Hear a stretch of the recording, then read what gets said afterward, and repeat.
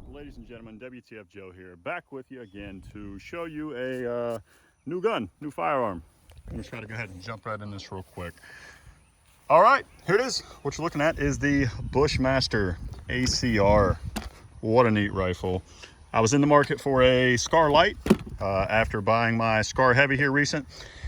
Unfortunately, they are becoming very tough to find. Even more than that though, as far as problems with getting one, is the people that have them that will sell them used are very, very proud of them. I'm talking asking some crazy money for them, much more than I paid for my SCAR Heavy. And you know, if that's what they were worth, if that was just the name of the game, I would be all for it. But they're definitely out there doing some price gouging in these streets, so your boy Joe's not about it. I looked into this Bushmaster ACR, seen a couple things about it that I liked better. A couple things that weren't, you know, as favoritive to me as the SCAR Light. However, this one was available. Had a guy that was selling it, so twist my arm. Yeah, I went ahead and bought it. Starting at the front, I happened to get a Silencer Co. ASR mount, muzzle brake, which was a nice little addition. He did offer to take that off and give me the birdcage mount, save me 50 bucks. However, got big plans for that, so yeah, anyways, moving on back. Just like the SCAR, you have the option right here of turning your gas down. There's a button down here on the bottom, pushes that pin through there that you can see. Push it, you turn it. It'll give you the ability to shoot with less or more gas depending on whether or not you are running a suppressor on the front of your rifle. That's also used, I believe, to you can pull that out, you can clean within there, you can get to some internal sound. It's part of the gas system, obviously. I haven't done a complete disassembly of this rifle yet because I haven't looked into it. I couldn't tell you how to do it. I know the rail comes off. I believe you just push this pin here. It's got a lot of takedown style pins, captive pins, like your ARs do, in order to take it down. I will say, well, let's just keep on moving. So ASR mount for on the front, gas adjustment there for if you're shooting suppressed. Got a lot of M-lock and Picatinny on top. This is obviously a mag pull style. It's a plastic until you get right up here into the upper, and then you've got metal.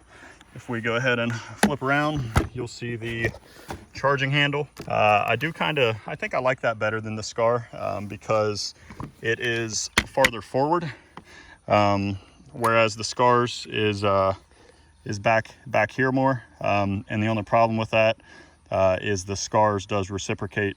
This one, however, does not. So when you're shooting, this stays in place. So if you choose to pose a grip close to that, you don't have to worry about your thumb being in the danger zone.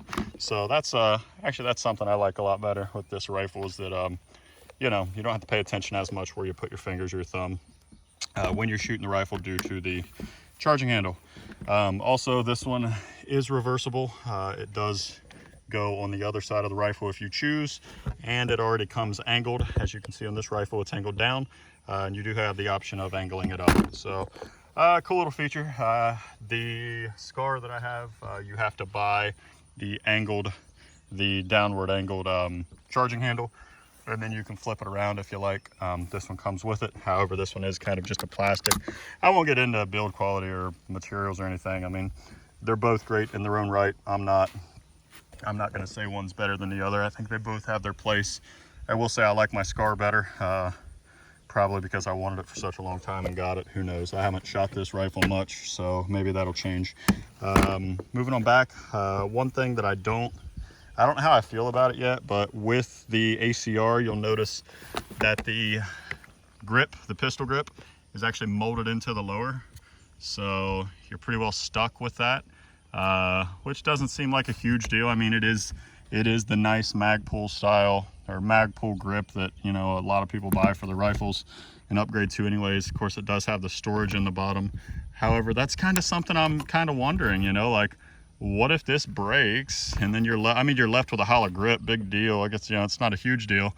However, you know, just beyond this grip, you have your safety, you have moving parts up in there. So it seems to me that I don't know. It would just be, I think it would be nice if you could switch out the grips, because if you lose this battery holder or something, you know, maybe you break this or chip this somehow, damage it.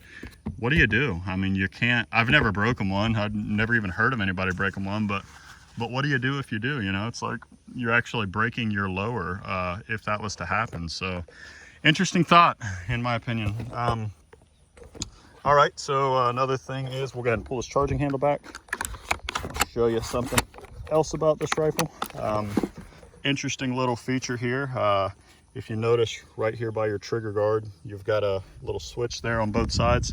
That is actually your bolt release, your charging handle release. If you just press that down, you will see that the charging handle will fly forward. So yeah, kind of interesting thing. It is ambidextrous. It's on both sides of the rifle. It's also got like the 45-degree, I guess it's a 90-degree, my bad. Nice little safety there, easy to catch. It is ambidextrous as well, so it's on both sides. You've also got the ambi mag release. I'm pushing it on the right side of the rifle right now, but it is on the left there as well. Something I will say that I like better about this rifle is simply the fact that when you fold this stock, this is something that I was curious about, if it was just my SCAR or if it was all of them. But when you fold this stock on the ACR and you just kind of grab a hold of it and fling it, it locks into place. I mean, that may seem like a small thing, but on the SCAR, when you go to do that, it bounces. It doesn't lock in. You can't even push it in. It'll just bounce, and that's it. This one locks in. I like that. I like the fact that you can just grab it, fling it, and lock it in. That's really cool. Yeah, so small feature or small difference, but I definitely like it. I will say you've definitely got a fair amount of length of pull adjustment on the ACR, so you can get a nice full stock back there. However, the cheek height there, this just pulls back, and then you've got this really small amount of height difference. I mean, you can see that's like basically a 1/4 inch, so kind of weird. Not much in the way of height, but I mean, I like it nonetheless. It seems sturdy.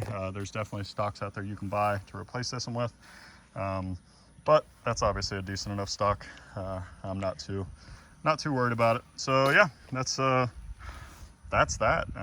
Not really a lot to say. It takes regular mags, which is nice. Regular AR-15 style. What do they call that? The stag, something, I don't know. The regular AR-15 style mag. So that's cool. I like that more than the SCAR, because the SCAR does take specific magazines. So that's kind of a bummer. Those magazines can be expensive, at least for the 308 it is. The SCAR 16S, the 5.56 gun, that's not bad.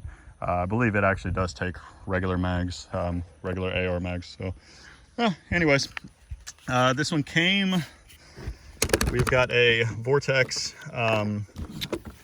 it's a Vortex PST. It is a 1:4x24 optic. Pretty cool little optic. It's illuminated reticle. The reticle on this one, as always, I'm not gonna, oh, did I get lucky? Do you see that? You see through the scope, but you don't see the reticle, do you? If you want to look it up, this is the Vortex. Just type in PST 43111. So PST 43111. That will give you this optic. Then you can see the reticle. Kind of a neat little reticle. It's easy to pick up if you're doing close range stuff. And if you're doing farther away stuff, you've got different subtensions within the optic to, you know, to do some holdover stuff like that. Yeah, and then of course you can fold the stock sideways if you want to shoot it like a pistol. Be cool and all that stuff. Yeah, that's about it. Pretty basic here on the side. You know, when you pull your charging handle, I guess maybe later on I'll do another video. I don't even know if I'll upload this one, but we'll get a little more in depth. I'm trying to hurry for you guys because I know how I talk too much and this video is already 10 minutes. So yeah, I don't know. Let's see. I guess I'm just going to try to do a little bit of shooting for you guys. We'll see if I can pink any steel from here. We're about, I forget, I think we're about 120, 115 yards away from my backstop back there. Trying to set you guys up on my wallet here so I can get a little bit of shooting in. All right, there we are. And you fell. I'm sorry. Looking at the sun now. All right, so we'll try this again. I apologize. I bet you that sound really sucks. I'm terrible at this. All right, so let's see if we can do anything with this. I haven't shot this thing. I shot it one time when I got home. It was raining. Just wanted to make sure it worked and I didn't get ripped off. So I haven't shot it at a target. Don't know that it's zeroed. I guess we'll find out. Also, I'm standing up, so probably not the best shot. Looking into the sun. Let me just make all these excuses before I shoot that away, you know. This ear plug. I'm sorry guys, I gotta fix this ear plug. So I really don't want this silencer co ASR mount to, I mean those things are loud. If you've ever shot beside a side facing muzzle brake, they're freaking loud, especially this one. It's got like 3 little chambers that would work great inside a suppressor, but boy, without one, that's gonna ring you for a couple days if you shoot that without. Got some little foamy earplugs that I had left over from work today. Let's see. Try to hit some steel. The sun is so bright.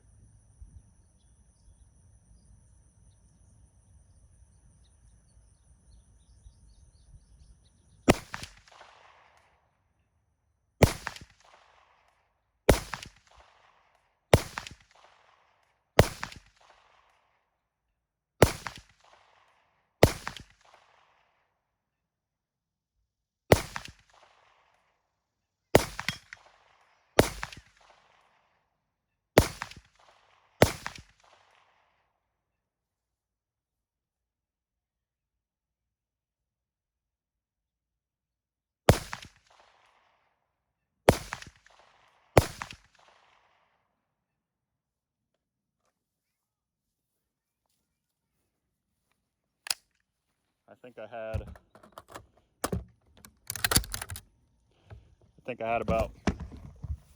had about 15 rounds. And I think I might have heard my steel clink one time. My earplug wasn't too tight and I'm already ringing, so I don't know, maybe you guys can count them. Tell me if I hit anything. I got a few pieces of steel back there that are 10-inch plates, so if I did hit, it should be fairly obvious. And if I didn't, then that should be obvious too. Who we got here rolling up on the scene? And now I'm here, so my dad got 70 guns. Oh, you don't even say that. This is Miles. This is the oldest, 5 years old. Ain't that right? And I want to say Sakura, but I can't. Wee. You want to what? I want to say Sakura, but I can't. You want to drive the car, but you can't? You guys just got home. Did Mom let you drive back the road? No. No, okay, all right. What's that? All right, so that's about it, guys. Miles finally got home. Bye. Miles went to the dentist today, so super proud of him. He's just getting home though, so I'm gonna hop off here. He's gonna run on back here. Looks like he wants to come say, watch out for that hole. Looks like he wants to come say bye before we sign off. So that's it, WTF Joe here. That's the Bushmaster ACR. No, I'm a Bubba saying soon. And this is Miles saying, let's close out the video. Tell everybody bye and see you next time. No. Please? Bye. See you next time. See you next time. I hope you have a nice wash day. Dig it, waka waka.